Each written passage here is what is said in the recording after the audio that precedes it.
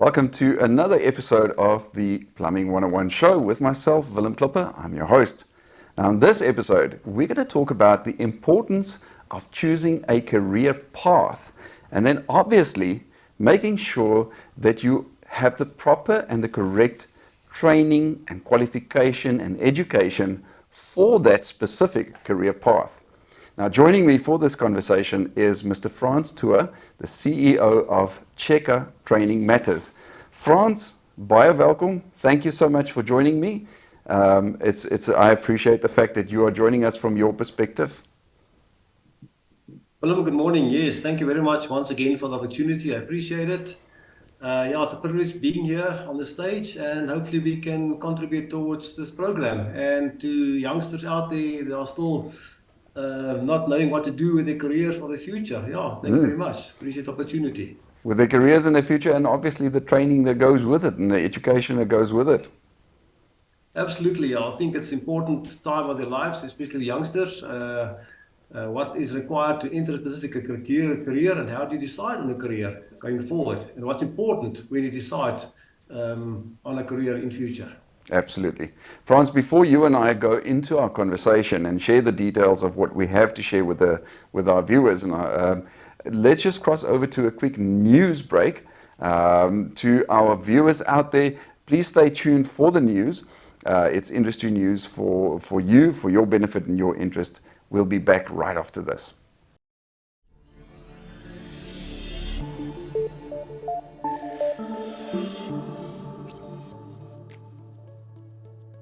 Hello and welcome to the news. According to the National Water and Sanitation Master Plan, if proactive steps are not taken, the demand for water will surpass the supply by 2030. Without more capacity, 7 of the nation's 13 main systems are predicted to fail. It's now being warned by experts that day zero might arrive much sooner. Kate Stubbs, Director of Business Development and Marketing at Interwaste, maintains that there is still time to make improvements to our water infrastructure. According to Stubbs, government and other organizations would need to work together on this. Moving on, prominent industry associations that represent the private sector are prepared to collaborate closely with the government. Under the umbrella of the Responsible Economy South Africa, IRESA, in order to promote sustainable economic growth, IRESA's top priority at the moment is to improve industry standards and regulations enforcement. According to Thomas Hurrell of IRESA, the organization also offers local industry associations a crucial platform for coordinating their efforts to protect their respective sectors from wrongdoing. That's all for now. Let's take it back to studio.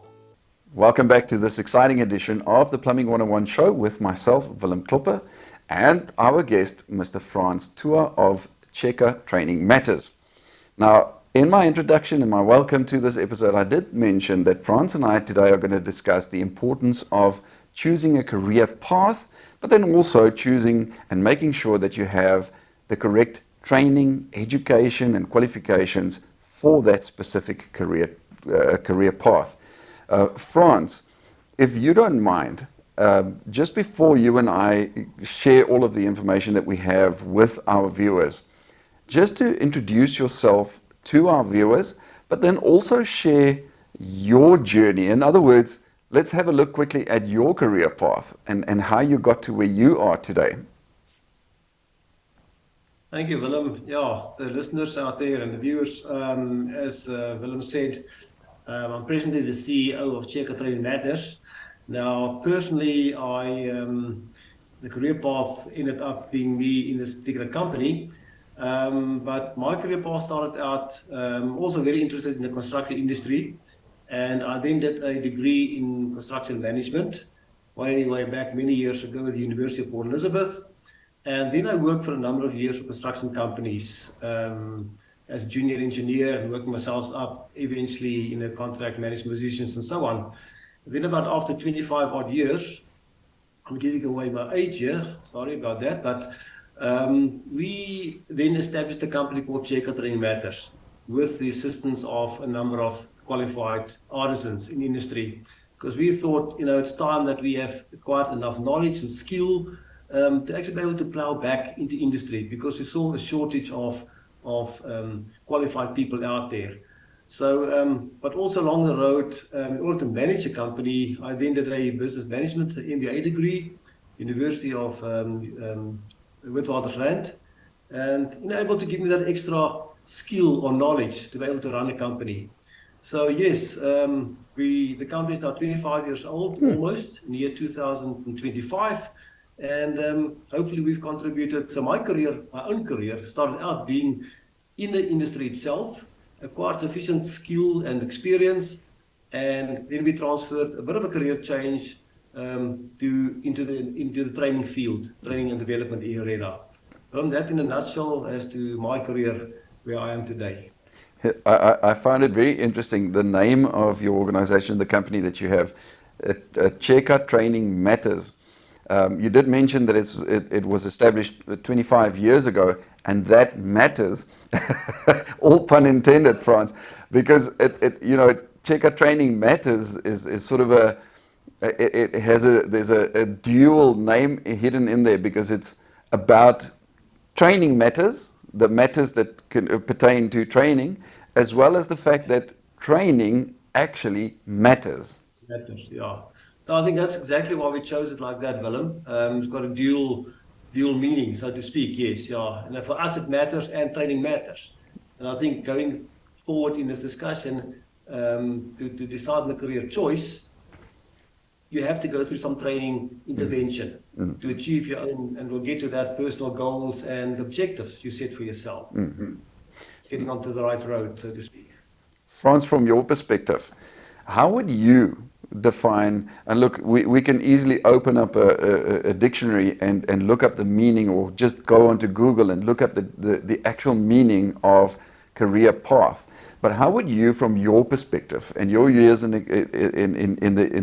the construction industry, and where you are now in your organization, the role that you fulfill, how would you define a career path? And to add to that question, are there different kinds of career paths? Like something maybe, for instance, a personal career path or an organizational career path? I'm going to leave it up to you. Yeah. Well, I think the career path is something that you pursue or engage in for the rest of your life. You decide on where would I like to be in 20, 30 years, and what will be, I think, satisfy me as an individual in terms of contributing towards the economy. I think I take a little bit of a broader sense. The whole economy is made up out of different careers out there. And every career contributes towards the ticking of the economy, whether you provide a service or a product or make a product. So I think the career choice is personally to decide where would I like to fit into this economy, where can I make a contribution in the economy going forward. And then from a personal point of view, I think, yes, once again, where would I like to be in 10 years' time, 20 years' time, 3 years' time? Maybe I'd like to start out on a particular route or a career. Yes, like myself, I did make a bit of a deviation and pursued another career into training. And I'm not full-time in construction anymore. I'm not spending that much time on sites anymore, but I've acquired enough knowledge, skill to be able to make that career change a little bit. I think on the organizational level, I think as you enter a particular career, if you're an entrepreneur, you would like to say, look, I don't like to work for an organization and work my way up the corporate ladder. That's not my scene, but I'm an entrepreneur. I've got my qualification and I can start my own business. And how am I going to get there? What do I need to be able to start my own business? Maybe the fact that I have a technical skill or I'm a qualified artisan is not enough. I need to acquire some business skills, other skills to be able to run my own company. So I think it's very much a personal choice. As you said, what's your personal goals and where do you see yourself fit into the economy of the country? How can I actually, the biggest thing is me, in what career can I make a difference in the growth of the company, the country, in South Africa? Frans, just to contribute to that, or the world for that matter, eventually. Yes. But just to contribute to what you were saying now is, if I look at the personal path, or the personal career path is, and you would typically look at, where do I see myself in a personal capacity in so many years' time? What would I like to be doing? How would I like to develop myself, my knowledge, my skills, and my expertise, whether it's in a personal capacity or, of course, in a capacity that it can contribute to the business that I am in, the trade that I am in, the career that I'm following in my organization. And then obviously, like you said, when it comes to organizational career path, that'll typically be something like, I may be only in a clerical position now, but I'd like to see myself in a supervisory position within 2 years from now, or maybe a managerial position in 5 years from now, or eventually end up as a CEO of a company. And then obviously comes in the fact that certain skills, certain knowledge, certain experience, certain expertise, education, training, supplements that, so that you can achieve it at the end of the day. Frans, we are going to go over to a quick ad break. So for our viewers out there, please do stay tuned. Don't go away. Have a look at these ads. They are for your interest and your benefits. Frans and I will be back right after these. It's an exciting time to be a professionally registered plumber. The PIRB's leaderboard provides plumbers with the opportunity to be placed onto a ranking system to see how they perform amongst their peers around the country. This ranking system enables both plumbers and consumers to identify top local plumbers and monitor their performance nationally and regionally. Consumers will always look for the best, and at the top is where you'd want to be. It is therefore very important to be dedicated to continuously upskilling yourself through continuous professional development activities. The CPD points you accumulate during the CPD program will allow you to be rated on the leaderboard as you grow. The ranking system runs on a 3-month rolling average, where you can find yourself at the very top by accumulating more points than your peers. Top-ranked plumbers also stand a chance to win prizes through a lucky draw, where winners are announced on the PIRB's Plumbing 101 shows on YouTube. Do not miss out on the opportunity to be highlighted as an elite plumber in South Africa. Start accumulating points and become one of the best. Get skilled, get rewarded.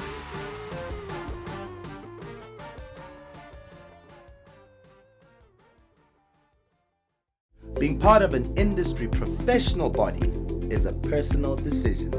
To those who take pride in their trade, it stretches far beyond having a status of being licensed to issue certificates of compliance. To them, the consumer matters. As part of the plumbing industry, you help to bring the most valuable commodity to civilization. Water is life. Be sure to continue to reap the benefits of being a proudly PIRB registered plumber by continually renewing your registration. Welcome back to this very, very interesting episode of the Plumbing 101 show with myself, Willem Klopper, your host, and my guest, Mr. Frans Toua. Now, Frans and I today are discussing the importance of choosing a career path, and then obviously knowing and determining what skills, what knowledge, what experience, what training, education, those kind of things are needed for me to sort of elevate myself to my career goals on my career path. Now, Frans, we were talking about the two different types of career paths, one in the personal capacity, the other in a more organizational or business capacity. I want to ask you quickly, how does one go about in determining, how do you actually determine what skills, what training, what education, what do I need for each one of the different two categories, for either personal or for organizational? How do you determine what you need? Well, I think both are personal and organizational initially. The needs identified may be the same. I think also to decide on a career, and if you're not certain what career you'd like to follow, I think just back step one bit. I think to study the economy and possibly see where there are skill shortages in the industry. And then to see, because obviously a skill shortage means that there could be future employment opportunities in that area, because it opens up the area for you as well. And then to try and see if those skill shortages fit your own interests, your own abilities at that point in time, your hobbies, because I think it's no use pursuing a career or identifying an opportunity out there, but it doesn't fit your present personality or your present skills. So I think it's important to try and match those two, what's out there, and if there are gaps or identified areas, does it match my own skills and interests very much so, because you're talking a long-term commitment when you select a career, very important, and you need to eventually enjoy it and enjoy what you're going to do. Okay, so I think initially your personal and organizational goals will be the same. The first one will be to actually try and acquire a formal skill or a qualification in that particular field. And then decide, as I said before, going forward, what do I want to achieve? Do I want to become a owner or a businessman myself? Maybe my goal is to establish a company and eventually create employment through my company. That'd be your personal goal. Yes, that's my objective. The other one, maybe I'm not that type of person. I'm not an entrepreneur. I'm happy to go and work for a company and work myself up through the ranks. But yes, my technical skill that I have, or my other skill that I have, or degree or diploma, or trade test certificate, that's my departure point. But I believe I can work my way up, right up to a construction manager position. And in the process, I need to go through various training programs, whether it's through the company that I work for, the corporate company that's prepared to pay for it, or I'm prepared to pay for it myself to eventually get up to a contract manager position. And vice versa. If you're an entrepreneur, yes, you'd like to attain some business skills, to be able to run your company more effectively. And I think we'll talk about that a little bit later. There are various programs available to your entrepreneurs to improve your own skill and development, to make a success out of your personal goals that you've set for yourself. Yeah, I think for me, the match out there to decide on a career is very important, because it's a long-term commitment that you make. Yes. Especially initially for the next 5 or 10 years. You could do a career change a little bit later on, but initially, important you make the right decision. After all, Frans, when you look at a career, you can also you can refer to it easily as your job, or your work, where you go and spend 8 or more hours a day. And that's why I agree with you when you say that it's important to make the right decisions and find out if it is something that not only you are interested in and enjoy, but also I think it's important, Frans, and maybe you can contribute to what I'm saying now, is that you also have to determine whether you have an apt for it. If you are if you fit into that, you can easily be interested in becoming a medical doctor, but do you have an apt for the medical trade? And do you have an apt, do you fit in that industry? Do you fit in that that job, that line of career? And then secondly, if you feel that you do have an apt for it, and there are certainly tests that people can go and do to determine in which fields would you succeed and perform well, but then also to determine, if I see myself there in that career, what do I need to become that? And that then goes hand in hand with, there's training, there's education, there are qualifications needed to achieve a certain level. That's more on your organizational side, but then also on your personal side, you mentioned that your own career path took a slight curve, where you had your qualification in construction management, and then all of a sudden you got involved in training other people, and you also now have to manage, in your capacity as CEO, you have to manage the company itself, Tjeka Training Matters. And for that, you made sure that you acquired the correct skills for that. Yeah. I think, well, it's important. You're quite right. I think, and I think I'll touch on it a little bit later as well, but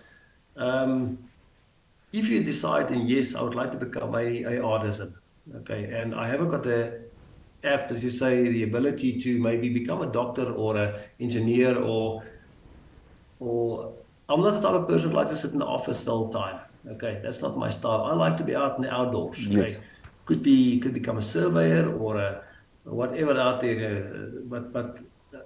But I'm also technically good. You know, from a young age, you know, I like to build things. I like to make things. I like to work in my dad's garage, you know, and fiddle around and repair things around the house. You know, I like doing that type of thing. You know, so. But when my mom said, you know, my dad said, go and sit in the books. It's not my thing, you know. But yeah, so I think you get a feel for where you're going to fit in into the economy. Okay. I think yes, once you've then decided and to pursue that, you know, and also yes, I'd like to become an artisan. And is it okay? Where do I have to go to acquire that skill? Are we looking? Okay, it's not the university because they don't provide artisan training, but maybe it's in a public FET college or a private FET college to be able to acquire that, or maybe at school level already. When I in grade 8 have to choose my subjects. We're talking about it a little bit later, you know, the building drawings. You know, let's start with building drawings. So when I exit school, already have building drawings as a subject with me, because that's what I'm going to need going into further studies. I think one thing I'd like to mention, you said I did a bit of a career deviation or a slight curve, but even though we were in training, it's still construction training. So my whole background, my qualification helps me a lot to deal with my present circumstances. You know, when I deal with construction companies, we talk about employment, about training skills and things like that. We still relate to the trade and the terminology out there. Okay, I'm not talking to doctors and other IT guys and things like that. You know, because it's not my field of expertise.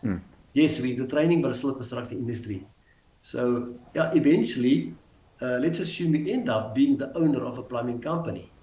You're not a plumber yourself anymore. You're in the field anymore. But when you tender, when you negotiate deals, you know exactly what you're talking about. Okay, and you can tender effectively, and you get the jobs done. You know? But you supervise or manage a whole team of plumbers, qualified plumbers out there, from large maintenance, from large construction contracts to small maintenance projects. But you know the terminology and you know what you're talking about. So that's very important. You know, so I think even if you have a bit of a career change, you may still end up still in the same trade or qualification. That's to stay in that field all the time. Yeah. Frans, I pretty much enjoy how you bring the word economy into the equation and how you sort of associate a career path, training and education together with that, with economy. Because at the end of the day, if we deliver a service or a product, we contribute to the economy and we contribute positively. But then again, if we then have the correct training, qualification, skills, etc., we add so much more value to what we actually contribute. So let's go back. You now touched on, and you mentioned the trade of plumbing. I want to ask you quickly, I know that Tjeka Training Matters sort of does training and for various spheres of the artisans industry and the skilled trades industry. But let's quickly focus on plumbing specifically and plumbers. If a plumber is interested in following a career path in plumbing and they want to become a plumber and contribute to the economy in that way, from your perspective as an institute that provides training to plumbers, including other artisans, but to plumbers specifically, what would you say the most fundamental things, training, education, or whatever it is that a plumber would need to make that their point of departure so that they can follow a career path in plumbing? Enter that. Okay, thanks, Willem. Let's start with the qualification that they can acquire. order to become a fully qualified plumber, is the QSTO, the Quality Council Trade Occupational Trade Plumbing, which is at the NKF level 4 level, which is the equivalent of matric. It's just on the technical level, same level as matric. In order to enter that particular qualification, you need to have a grade, well, NKF level 3 is equivalent, or grade 10 at least. Academic, well, called engineering maths or maths literacy, and basic science, as well as building drawings. So that'll be your departure point. Basic maths, science, and building drawings as an entry level. That's prescribed by the qualification to enter that particular qualification. So your grade 10 minimum is a requirement with those subjects. Okay. I think, yeah, that's from an academic point of view, the minimum. Okay. I think from a more practical point of view, once again, as I said, maybe it's something you'd like to work outdoors, maybe, because to being an artisan, you need to enjoy the outdoors. I mean, you work outside on sites, things like that. You need to enjoy the outdoors, not sit in the classroom or the office all day. That's not what you like to do. More the physical type of labor. Yeah, and I think once again, your ability to do things practically, because it is building things, putting things together and repairing things and maintaining things, very important, So those are, I think, the main requirements to enter any artisan trade, but plumbing specifically, definitely, yeah. Frans, we have to cross over to a quick ad break. So for our viewers, again, please stay tuned. Have a look at these advertisements. They are for your benefit and your interest. Frans and I will be back right after these. Good day. How can I help you? Hi, I'm here to log in my COCs, but I seem to be having an issue with my computer. No problem. But did you know that you can log your COCs using an app on your cell phone? Oh, what app is that? It's called the App Plumber. Do you have a smartphone with you? Yes, I do. Oh well, let me show you how it works. Not only can you access your PIRB profile on the App Plumber, but you can also earn CPD points while exploring the plumbing industry in the palm of your hand. Download the app from Google Play Store and join thousands of other happy users. The PIRB Master Plumber Recognition Program has officially arrived. As an essential service to society, there must be constant growth and development within this important and ever-changing industry. Developed by the PIRB, the Master Plumber Recognition Program has launched as a new PIRB designation, allowing industry champions to take the lead. Skilled and experienced plumbers equipped to take the lead, enroll today to start your journey in becoming a recognized PIRB Master Plumber. Welcome back to this. Again, I reiterate, a very interesting conversation that Frans Toua and I having on this episode of the Plumbing 101 show about choosing a career path and then making sure that you've got the correct education, skills, expertise, knowledge, the training necessary and the qualifications necessary for that career path. And of course, if you set goals for yourself for growing and developing in your career path, to also make sure that you know what is required for you to achieve those goals.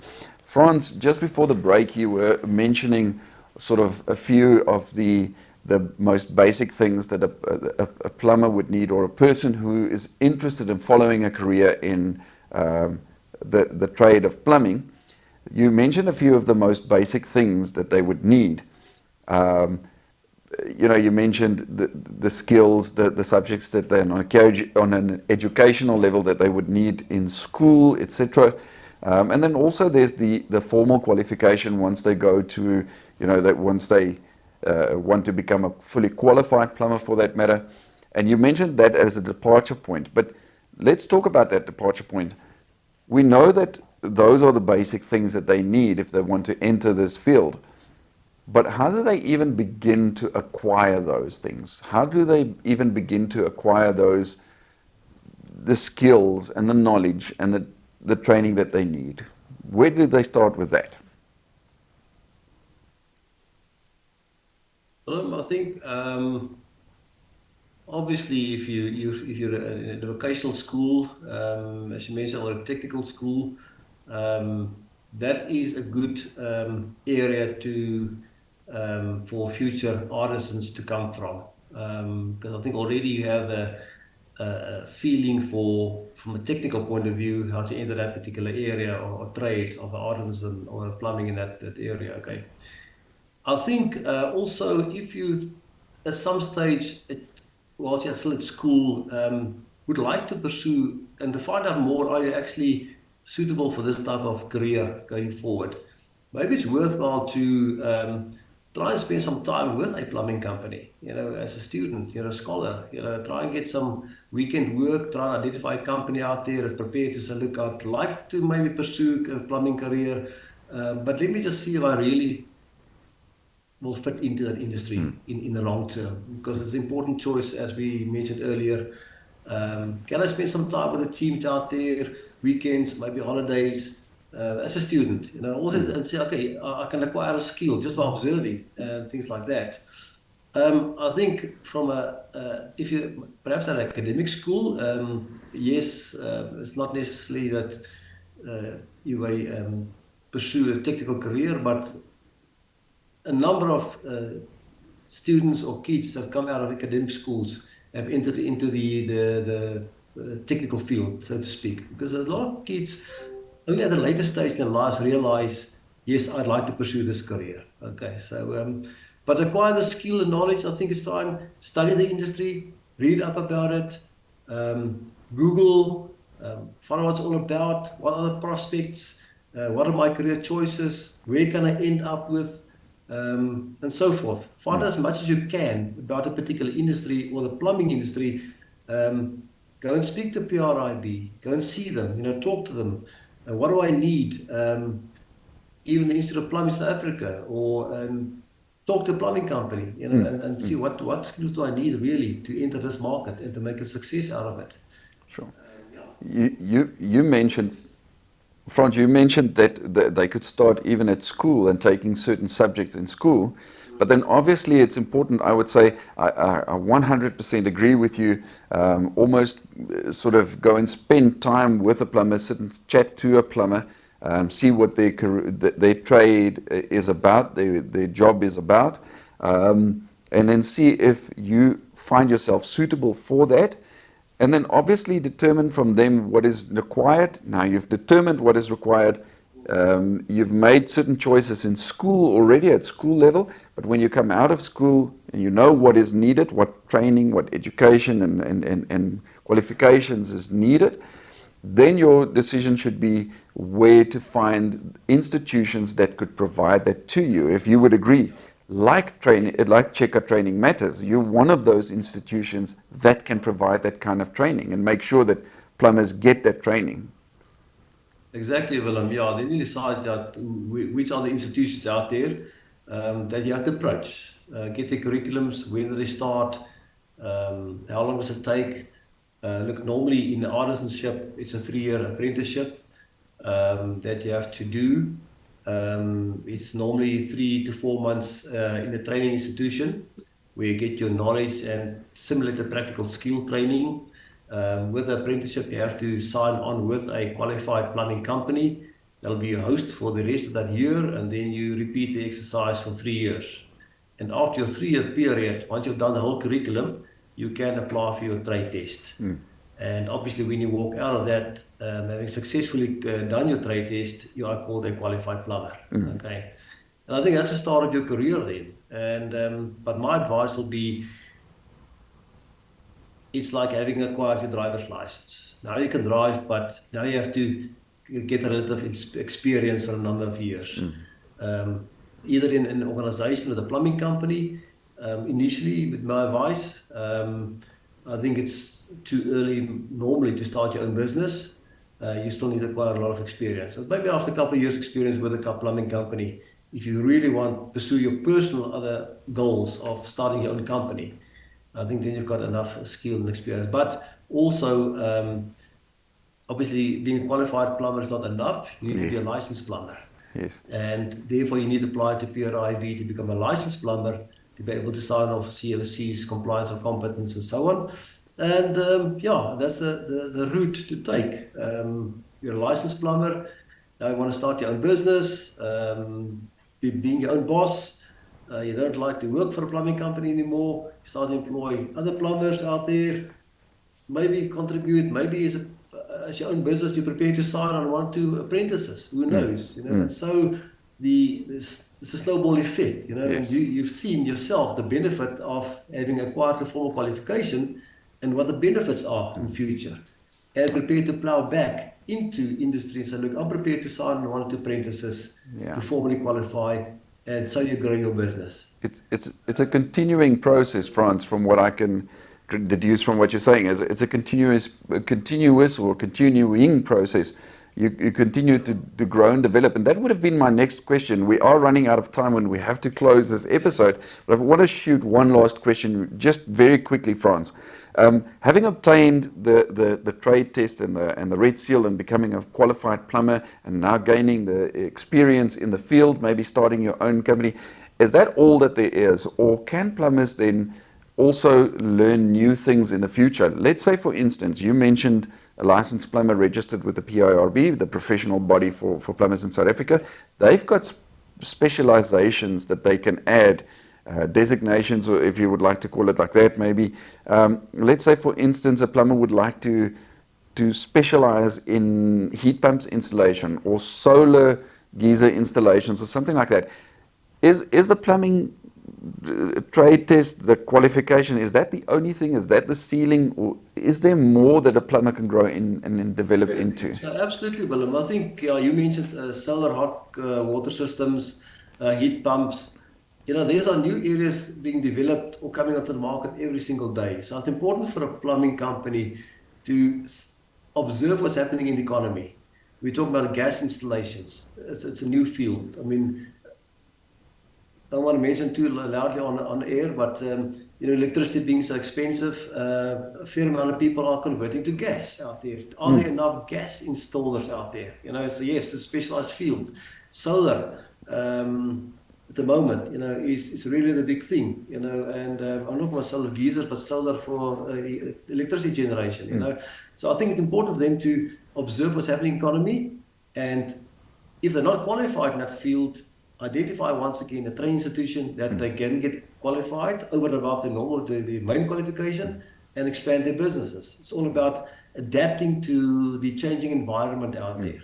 I think, Willem, just one thing I'd like to mention is that fair amount of, if you start your own company, it's a daunting experience, okay? But there are qualifications like the National Certificate of Construction Contracting.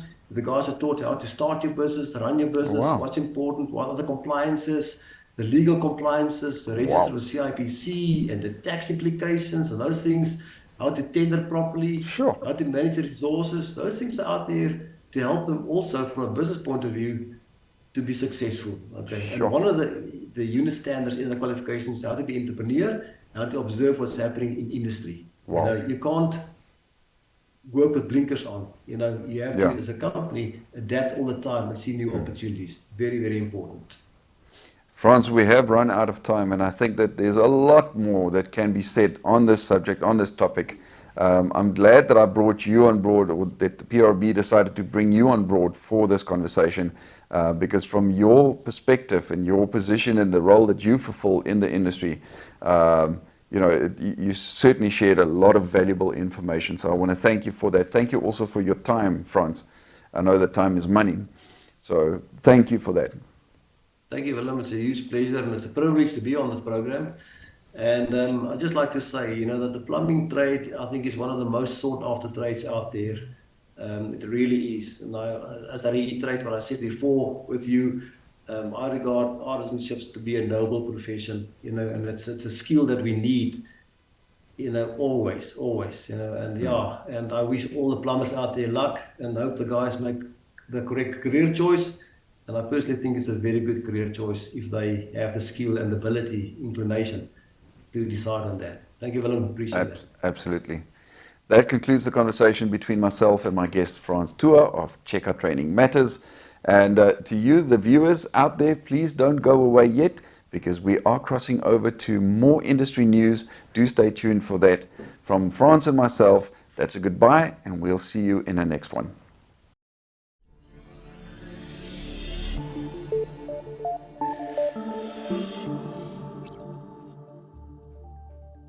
Hello and welcome back. The festive period is just around the corner. Please note that the PIRB will be on skeleton staff between the 18th and the 22nd of December and will be closed from the 25th of December to the 5th of January. Normal business operations will resume as of the 8th of January 2024. A merry festive seasons to everyone. Until next time, goodbye.